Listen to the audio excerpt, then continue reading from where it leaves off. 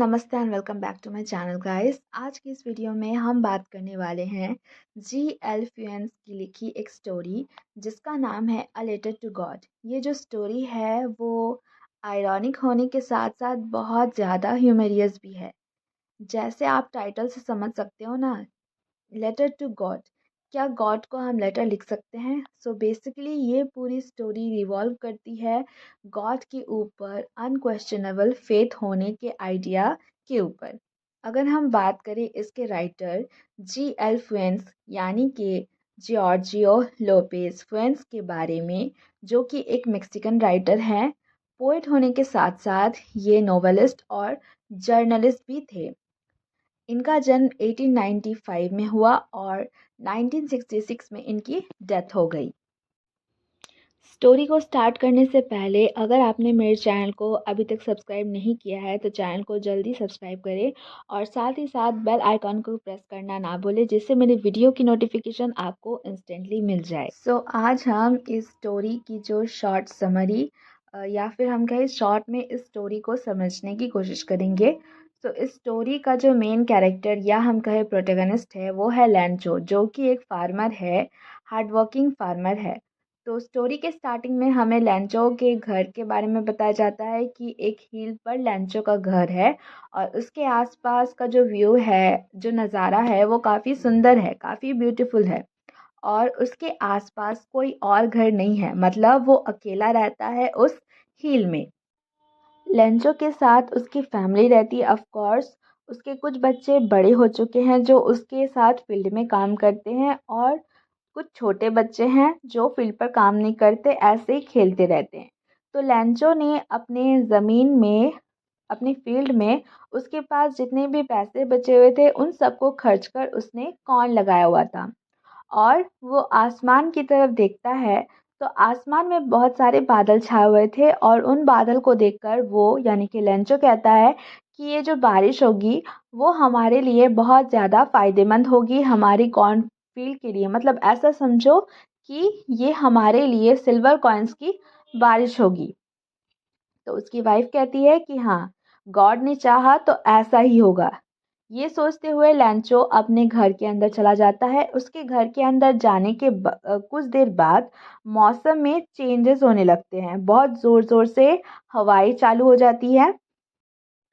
उसके बाद वहाँ हेलस्टॉर्म यानी कि ओले पड़ने लगते हैं, जिसको देखकर लैंचो काफ़ी परेशान हो जाता है और कहता है कि अगर ये ओले पड़ना बंद नहीं हुआ तो हमारी जो फसल है, जो कॉर्नफील्ड है, वो ख़राब हो जाएगी, बर्बाद हो जाएगी। काफ़ी देर बाद जब हेलस्टॉर्म रुक जाता है, ओले पड़ने बंद हो जाते हैं, तो लैंचो देखता है कि उसकी फसल पूरी तरह बर्बाद हो चुकी है। ऐसा लग रहा था जैसे सॉल्ट की एक सफ़ेद चादर बिछ गई थी उसके फील्ड पे। लेंचो उदास तो बहुत होता है, लेकिन उसके मन में होप जो थी, गॉड के ऊपर जो बिलीव था, वो अभी भी ज़िंदा रहता है।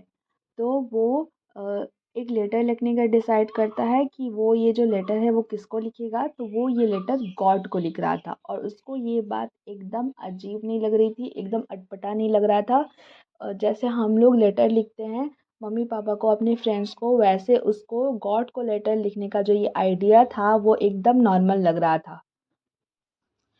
तो उस लेटर में वो लिखता है कि गॉड, मुझे पैसों की बहुत ज़्यादा ज़रूरत है जिससे कि मैं मेरी फैमिली भूखी ना रहे। ऑल्सो उसने ये भी लिखा कि हेलस्टॉर्म की वजह से उसकी फसल पूरी तरह से डिस्ट्रॉय हो चुकी है, तो जब तक वो दूसरी क्रॉप नहीं लगाता तब तक उसे अपनी फैमिली की देखभाल करने के लिए पैसे चाहिए और साथ साथ दूसरी क्रॉप लगाने के लिए भी उसे पैसे चाहिए।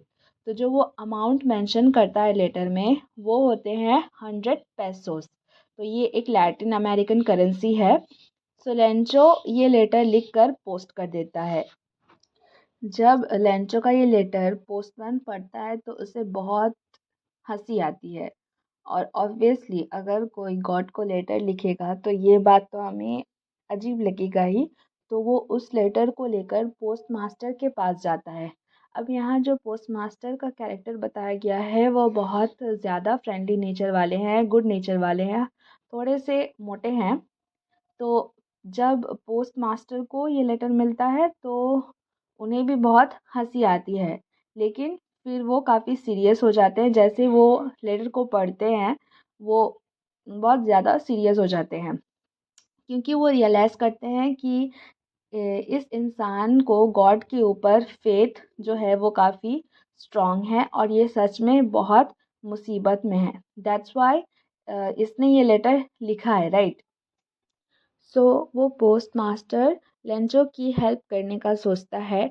वो अपने सैलरी और दूसरे एम्प्लॉय पोस्ट ऑफिस के दूसरे एम्प्लॉय से कुछ पैसे मांगते हैं, और ऐसे वो कुछ पैसे कलेक्ट कर लेंचो के लेटर में डाल देते हैं। लेकिन वो पूरे 100 पैसोस नहीं कलेक्ट कर पाता, वो जैसे तैसे 70 पैसोस इकट्ठा कर लेते हैं। लेंचो संडे को पोस्ट ऑफिस जाता है चेक करने के लिए कि उसके लिए उसका जो लेटर है उसका कोई रिप्लाई आया है या नहीं। मतलब उसको अभी तक ये बात अजीब नहीं लग रही है, उसके लिए एकदम सब कुछ नॉर्मल है और वो पूरा विश्वास उसको विश्वास है कि उसका जो लेटर उसने गॉड को लिखा है उसका जवाब उसको ज़रूर मिलेगा। तो जब उसको लेटर वापस मिलता है वो शॉक तो नहीं होता कि उसको सच में रिप्लाई मिला है, बल्कि वो गुस्सा हो जाता है। अब वो गुस्सा क्यों होता है?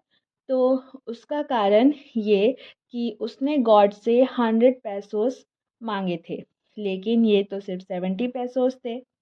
तो वो फिर एक और लेटर लिखता है वहीं पे गॉड को कि मैंने आपसे 100 पैसोस मांगे थे, मुझे तो सिर्फ 70 पैसोस मिले, बाकी के पैसे कहाँ गए? तो आप मुझे एक काम करना, बाकी के पैसे भी भेज देना, और मेल के थ्रू मत भेजना, क्योंकि यहाँ यहाँ जो पोस्ट ऑफिस के जो एम्प्लॉय है वो क्रुकड है, उन्होंने ही शायद मेरे पैसे चुरा लिए हैं। तो यही आयरनी हो गई, क्योंकि उन्हीं एम्प्लॉय ने जिनको ये क्रुकड बोल रहा था उन लोगों ने ही उसकी असल में हेल्प करी थी। तो ये बहुत ज़्यादा ह्यूमरियस भी है कि जिन लोगों ने इसकी हेल्प करी वो उसे ही ऐसे बोल रहा था। तो यहीं पर ये स्टोरी भी ख़त्म होती है। So that's all for today's video. 10 के स्टूडेंट जिनको और दूसरे चैप्टर्स पर अगर आपको वीडियो चाहिए तो कमेंट करके बताना। If you really like the video then give it a big big thumbs up and also do comment share and don't forget to subscribe my channel. मिलते हैं नेक्स्ट वीडियो में, तब तक के लिए stay tune. Till then bye bye.